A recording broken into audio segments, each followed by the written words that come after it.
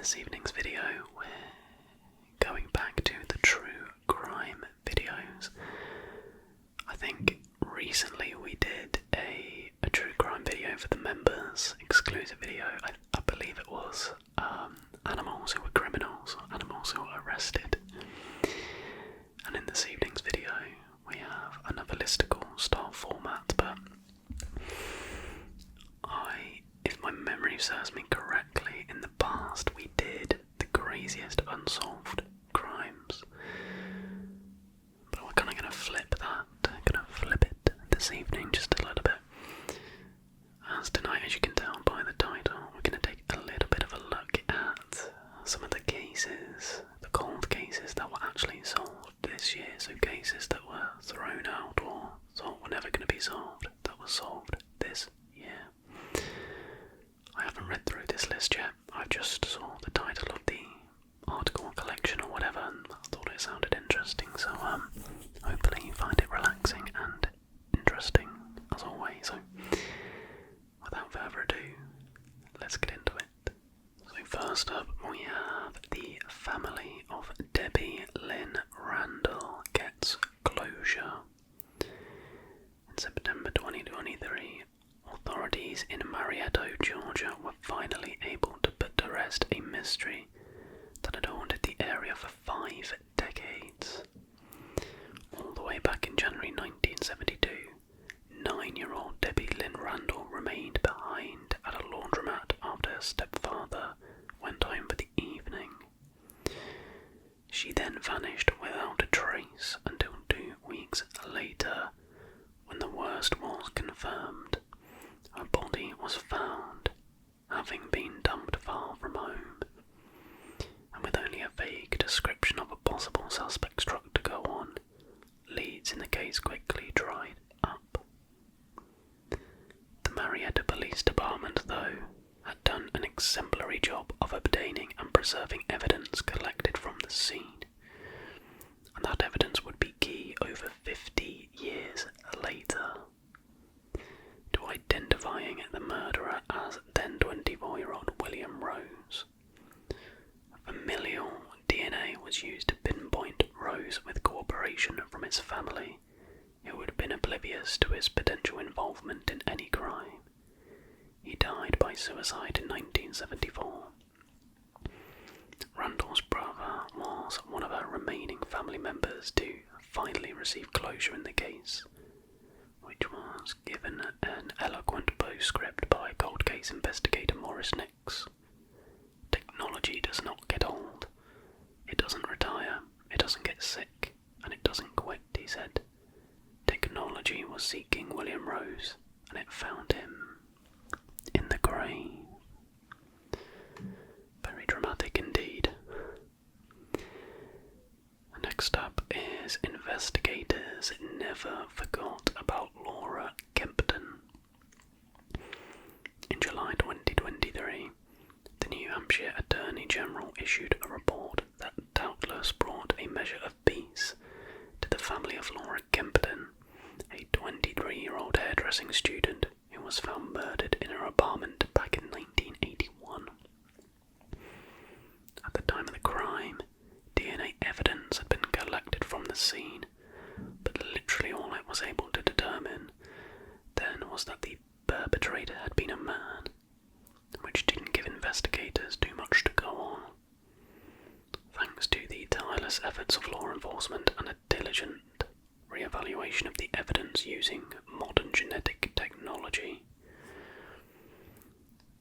that decades-old DNA profile finally yielded the identity of the killer.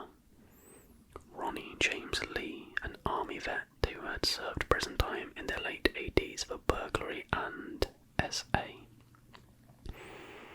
Kempton's surviving family issued a statement praising investigators, saying their diligence and determination, along with extraordinary personal commitment over the past decades, have led to this moment for Laura. Lee died of a drug overdose in 2005, but Kempton's family can finally rest easy in the knowledge that her killer does not walk free. Said Portsmouth Chief of Police Mark Newport,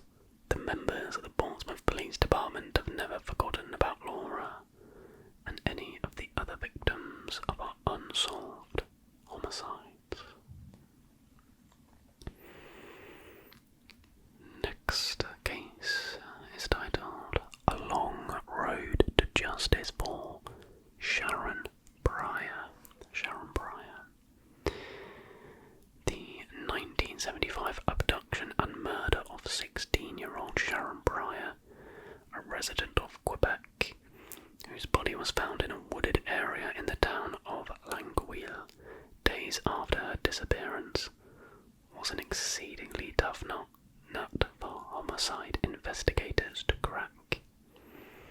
They had little more than a witness description of a suspect to go on, and over nearly 5 decades they focused on a seemingly endless series of suspects, eventually investigated more than 100 individuals. Finally, in 2022, they happened upon a name that would prove to bear fruit: Franklin Roman, a man with a long history of criminal activity who was known to elude authorities by constantly moving between Canada and West Virginia.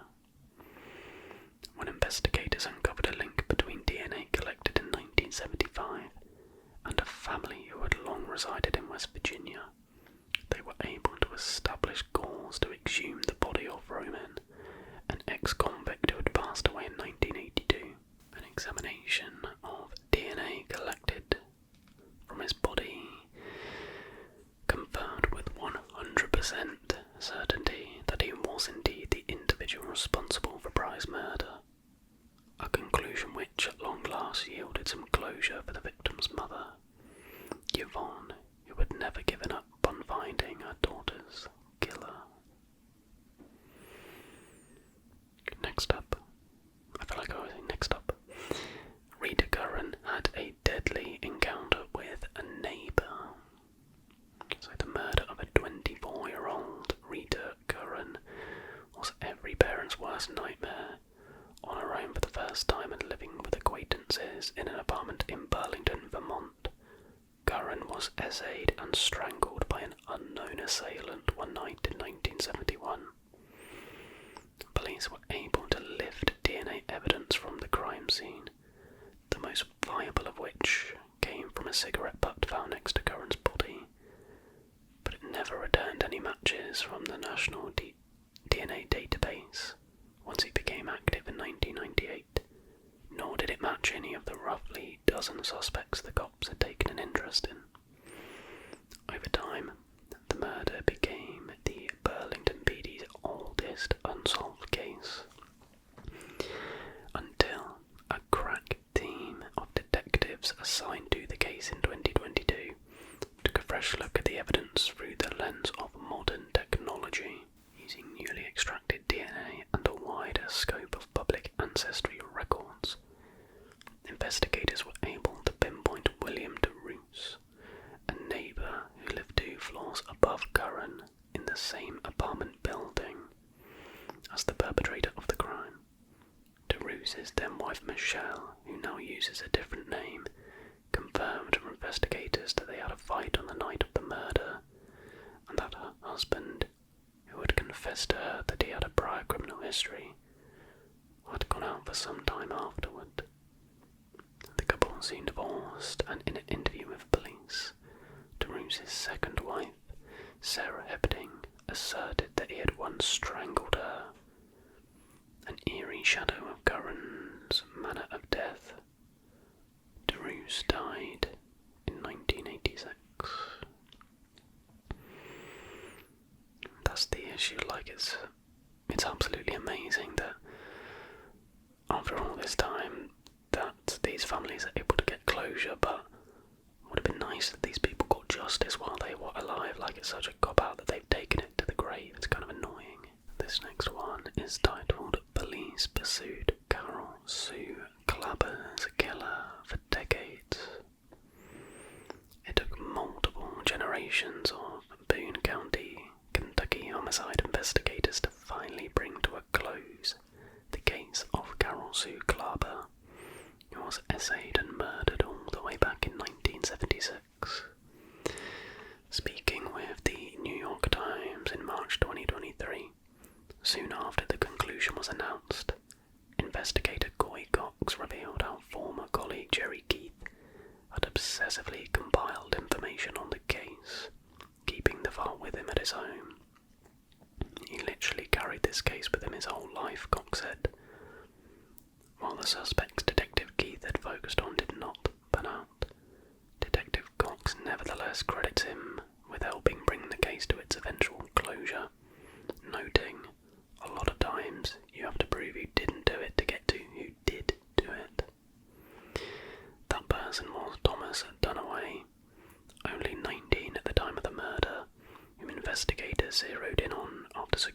match with familial DNA. Dunaway in the years after killing Clarber had enlisted in the army, but was soon after arrested for possessing illegal firearms. Years later he had killed someone else, eventually spending 7 years in prison. Dunaway died in 1990, making the finding a bittersweet one for Clarber's brother Thomas, who had undertaken the enviable task of identifying his little sister's body. He told the Times that he was comforted, though, in the knowledge that there had been no need to exhume Clarber's remains to resolve the crime. The remains of Dunaway had instead been processed to secure an exact DNA match. "There's a little bit of justice," Clarber said. "You're going to disturb someone's remains. Dig him up."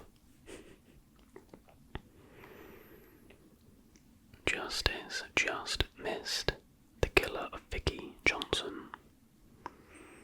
In 1991, in the sleepy coastal town of Seaside, California, 34-year-old Vicky Johnson, a mother of three, met a horrendous end at the hands of a mysterious perpetrator. Johnson had been strangled and smothered, and her body had been, this is quite graphic, set ablaze, I guess. It's not really any better. In what may have been an attempt to destroy the evidence. If that was indeed the case, the attempt was not successful. Investigators were able to obtain DNA evidence from under her fingernails, the lone piece of evidence in a crime that offered no witnesses or other physical evidence of any kind. Long cold, the case was revived by a cold case task force in 2021, and in cooperation with the Seaside PD, detectives were able to re-examine that evidence and find their man. Unfortunately, the gears of justice turned just a bit too slowly in this case. The DNA led police to Frank McClure, an ex-convict who had not been a suspect in the investigation at any time, and who had no apparent ties to the victim. 46 years old at the time of the slaying, McClure carried the secret of what he had done for 3 full decades before passing away in 2021 at the age of 77. Some 2 years before he was identified as the killer, so that's a bit closer to actually bringing somebody to justice, because I was really hoping a few of these would be like 40 years later and the arrest like a 60-year-old who has gone their whole life thinking they've gotten away with it when they haven't. So, this next story is titled Kathy Spacito's Killer Was Shockingly Young. In 1987, 23-year-old Kathy Spacito was hiking a trail near Prescott, Arizona, on what should have been a normal day of sunshine and recreation. Instead, it unexpectedly morphed into the stuff of nightmares and the last moments of Spacito's life. Out of nowhere, an attacker set upon Spacito, one whose onslaught was shockingly ferocious. The young woman was struck with a rock and a wrench. Okay, I'm not going to go through this list, but she was killed in a not very nice way. Nearby hikers heard her screaming for help, but in the seconds it took for them to reach her, she was dead and her attacker was gone. With no witnesses, the case evidently went cold. But in 2017, investigators used DNA to link a different attack on the same trail to a surprising suspect, Brian Bennett. He was a high school junior at the time of the killing, and had died by unaliving himself in 1994. Bennett was connected to several other violent crimes, including essaying kidnapping, and after exhuming his remains, investigators definitely concluded that DNA retrieved from the wrench used in Spacito's murder was a match for his. Goodness me, high school junior. That is absolutely nuts. This next one has some promise for actually giving justice.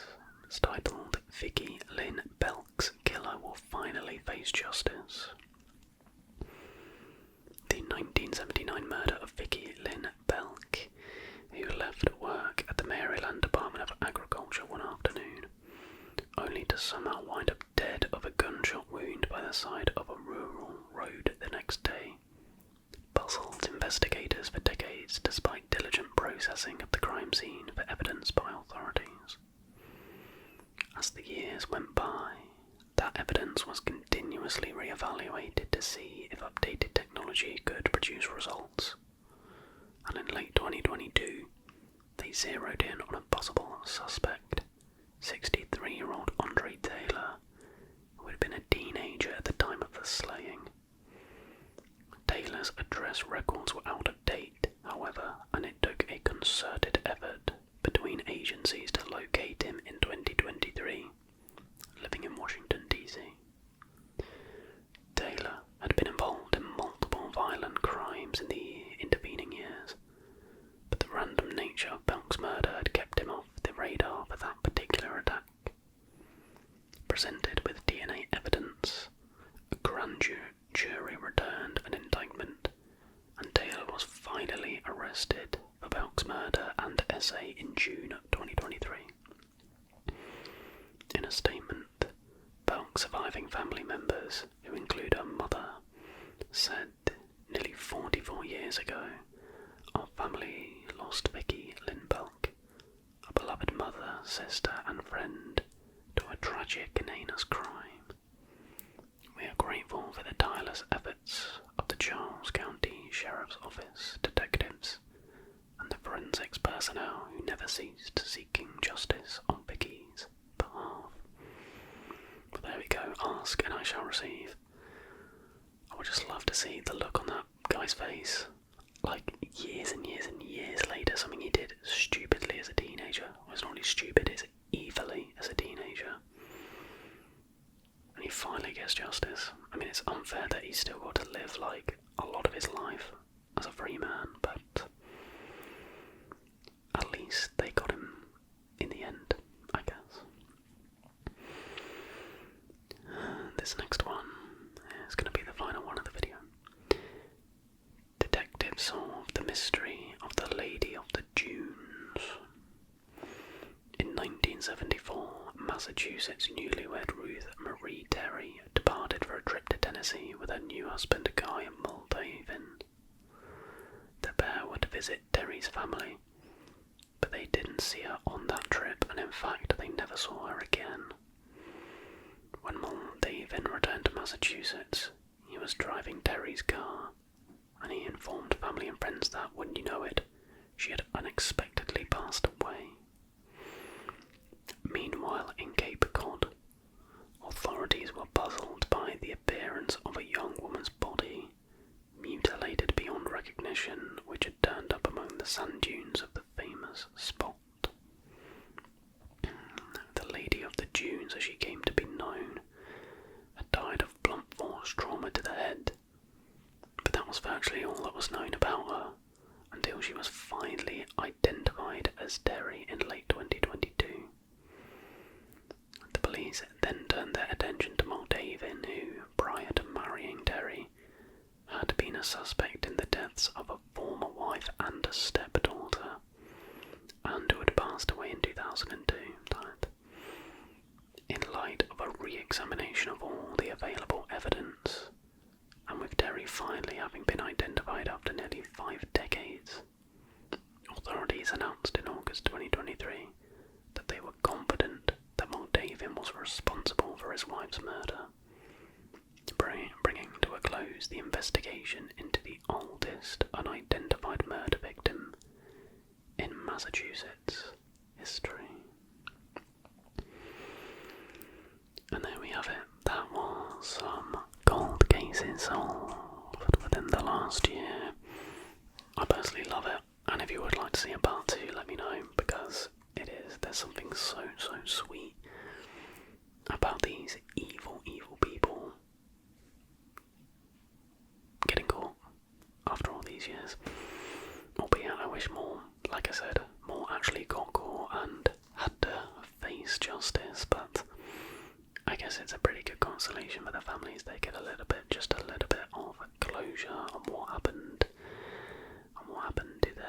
family member. But yeah, definitely an interesting topic. Let me know if you want to see a part 2, or are there any other true crime stories you'd love to see covered here on the channel. Just let me know. But that is going to do it for this evening's video. Thank you all so much